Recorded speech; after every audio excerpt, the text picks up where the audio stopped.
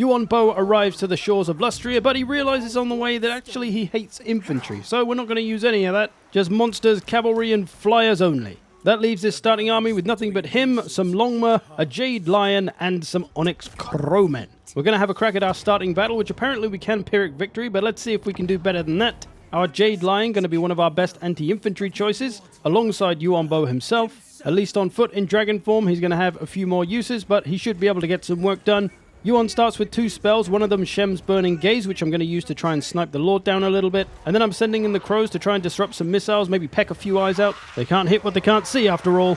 The Crowmen do have pretty good melee defense for a cheap flying unit, so they can do okay in these situations. The Jade Lion loves playing in a crowd. If you're a cat owner, you might recognize some of these animations from your own cat. It's a pretty fun watch. This is what one of my cats does, straight onto his sister's head. The Jade Lion also has its own bound little breath spell that can do a little extra damage, and it also buffs Winds of Magic, so it's a nice addition to any Cathay army. I had Yuan Bo trying to take out the stronger units, the cavalry in this case. He does some fine work there. And I did have a caster in this army with the Law of Metal, so a little bit of Searing Doom helping us along the way, and we're able to win this battle fairly comfortably and without too much damage. I have the issue now, though, that I don't have any buildings to recruit anything from because I'm only taking certain units, so I've got to wait a while before I can really get a much bigger army. I also have my other start position over in Shangwu, which I'm not going to do anything with for now because, well, you'll see later. And I do actually have 2 settlements in my main start position. Floating Island, though, got a bunch of greenskins around it, unnervingly. Although very kindly on the next turn, they do disappear and back off. I guess one of those armies is pretty beaten up. But oh scheisse, on the next turn, one of them comes and besieges me. It's not too scary of an army though, so we're going to fight our way out of it. I start doing a lot of hammer and anvil with the Crowmen and my Longma, which works pretty well for breaking the Greenskins' low leadership.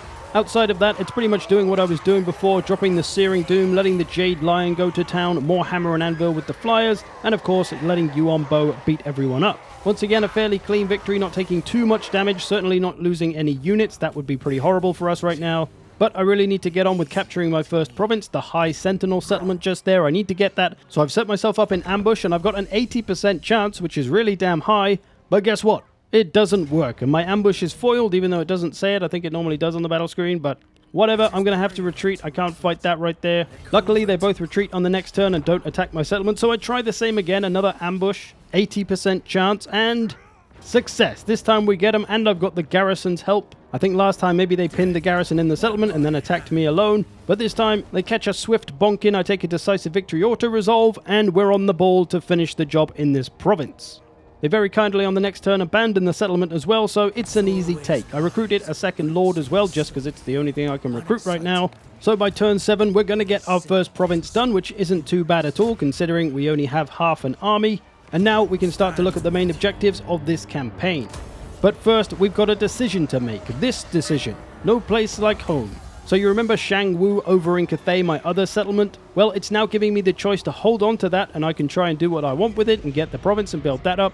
Or I can give it to another Cathay faction and get 20 grand. Purely because I'm not taking infantry, I won't be able to build up any army over there anyway for ages, so it just seems a bit pointless to hold on to it. It is possible to hold on to Shangwu and get that province though. I did it in another campaign with just a big peasant army.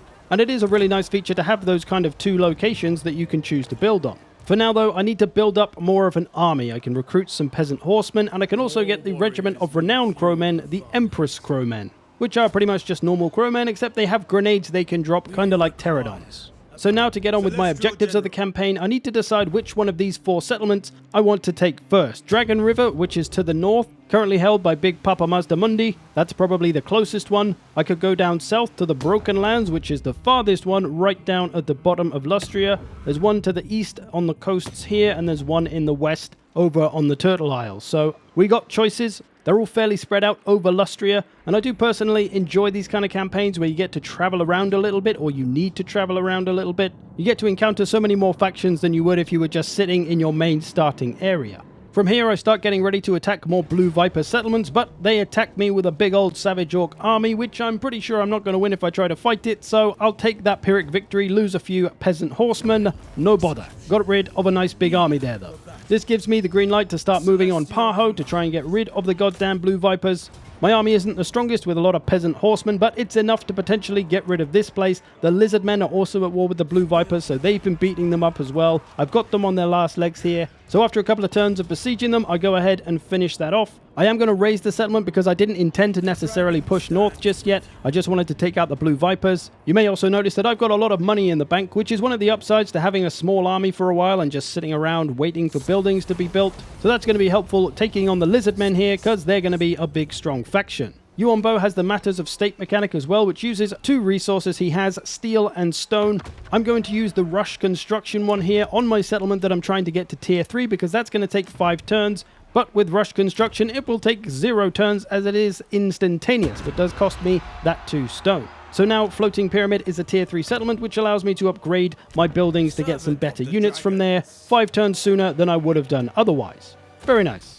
I can now recruit Jade and Jade Lions, so we're going to get a bunch of those for my army. I've got a nice bit of income. I can afford the upkeep, a few extra crowmen as well. And as it is going to take a few turns to recruit all those, I can use some steel to instantly recruit whatever units I'm trying to get with 1 turn. So that's a nice little time saver as well.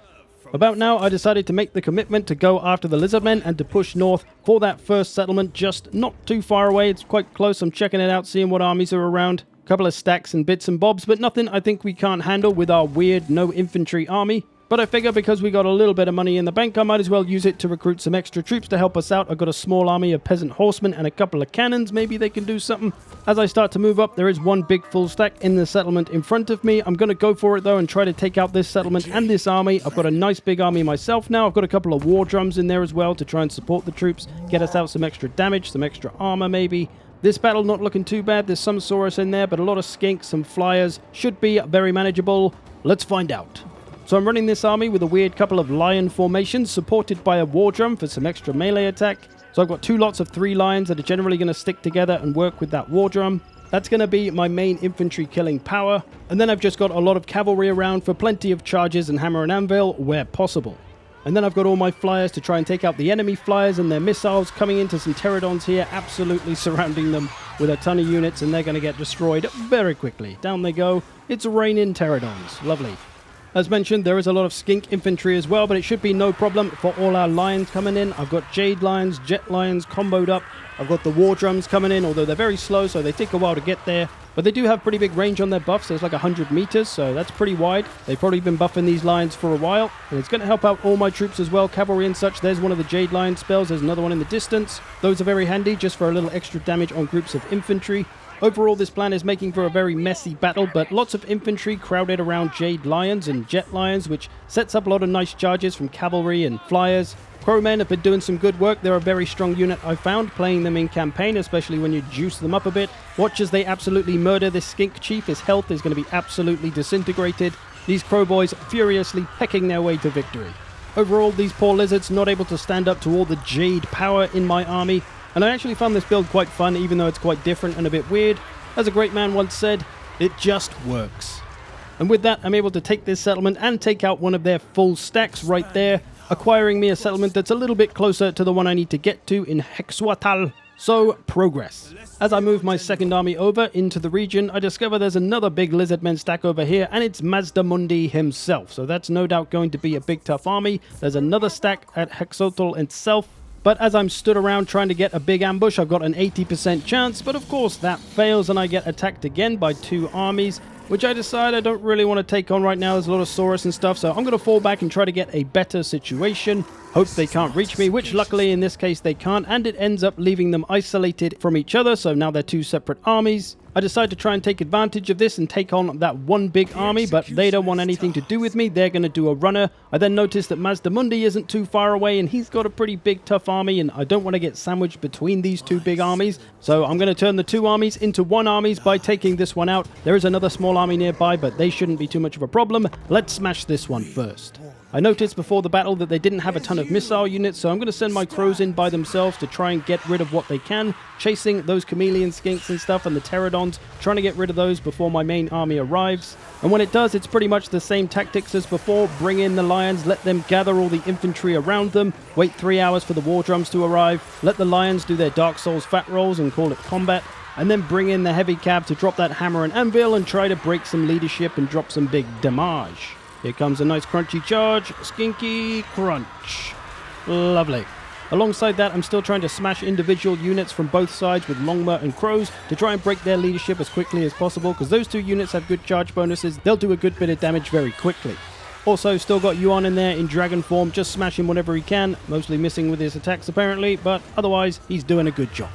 So trying to break as much leadership as possible, making these Saurus and stuff run away preferably than having to fight them to the death, because they can be pretty tough and do a good bit of damage, so if we can rout them off before they do, that would be preferable. And again, it's one big massive mess, but we're starting to get rid of stuff. There's this one big clump left. Got my war drum in here, buffing everyone up as much as possible. Got some armor going, I think. And eventually we do get the win, not taking too much damage. I am worried that Mazdamundi army is going to come and get me, so I was trying to avoid taking as much damage as possible. So that's another one of their stacks down. Now we just got to worry about this small one and Mazdamundi himself, and then it should be plain sailing to take the settlement and do what we got to do. On the next turn, the smaller army is next to the settlement, but the garrison is only 14, so I'm going to go for it. Thankfully, it's predicted as a close defeat, which is what I want, because I want them to think they can win and thus come out to fight me, because I don't want to fight a goddamn siege battle.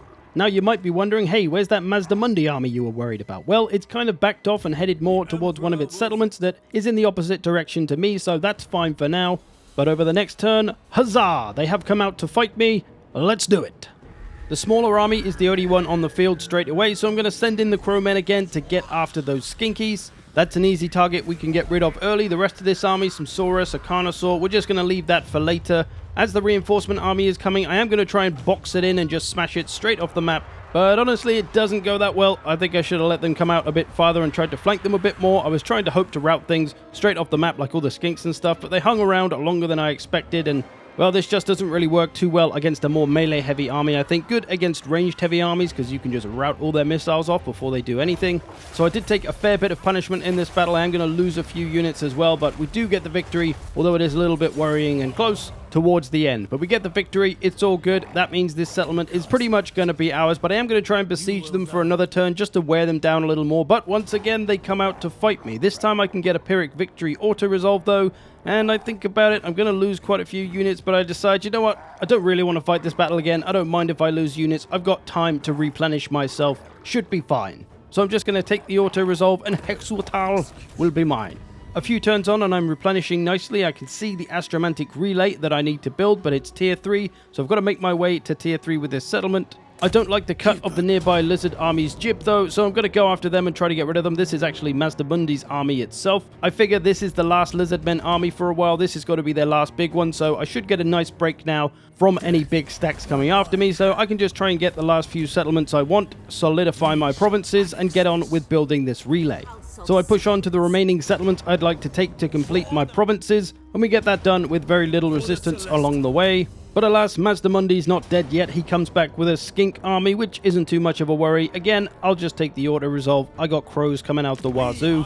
From here, my kingdom is looking pretty nice. I just need that last settlement in the jungles of Pahawaxakalagabak. So I'm going to go take that, and then I'm kind of done fighting the lizardmen. I don't want to kill them off. I want to kind of use them as a buffer between me and the Dark Elves to the north, so I want to now make peace with them. To do that, I'm going to trade them back one of their settlements I took off them. It's one of their province settlements anyway. It's not that great for me. I'm also going to get a non-aggression with them, and I am going to think about milking them for a little bit of money, but it's barely worth it, so I'll take the goodwill instead. But yeah, they'll be a good faction to have on side, as they're a good guy faction, we're a good guy faction. Let's be good guy bros.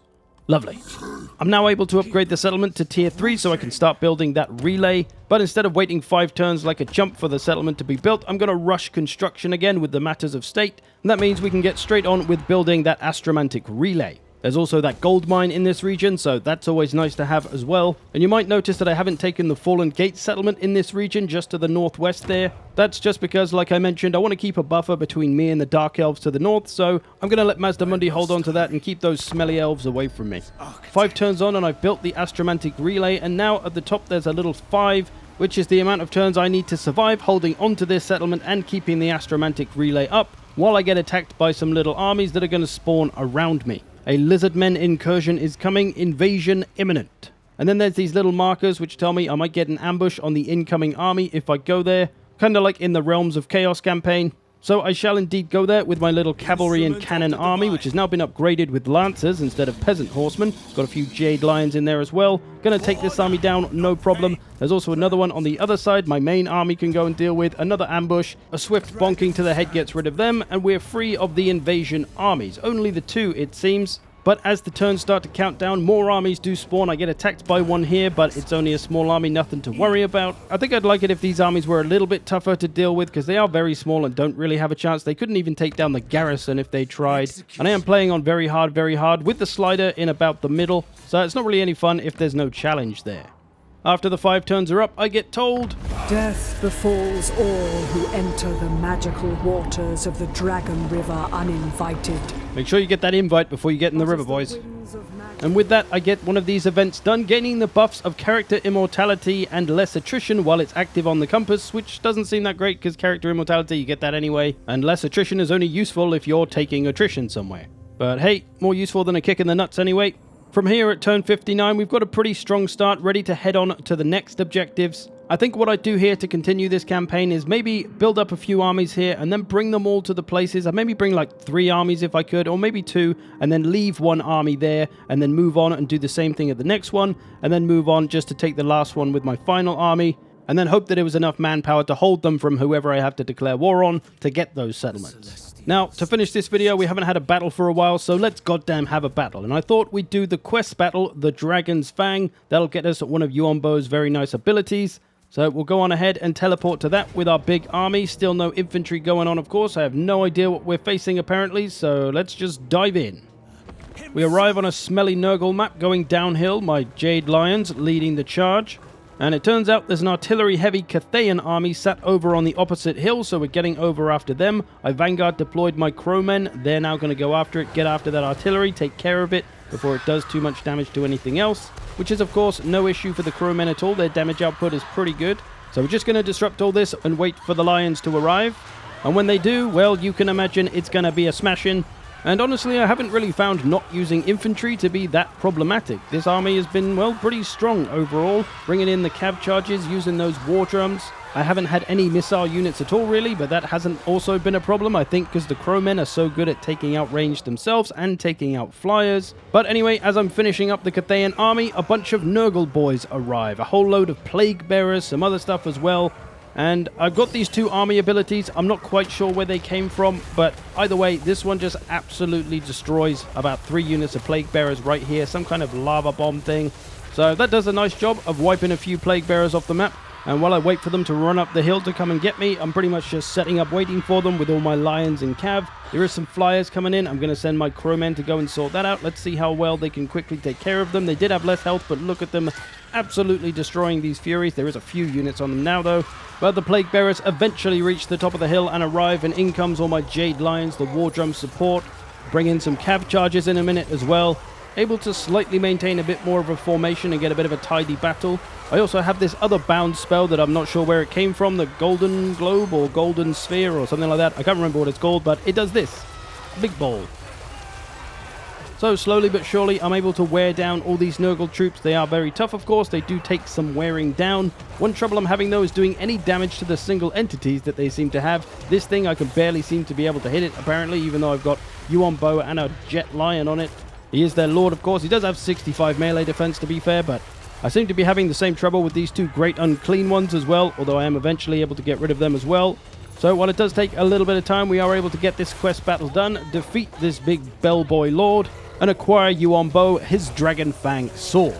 So there we go. No infantry Cathay is a doable thing. I hope you've enjoyed this. Thanks for watching. Thanks to all the patrons who support this channel. If you want to see more of this, I've got a playlist here. Otherwise, I'll see you in the future.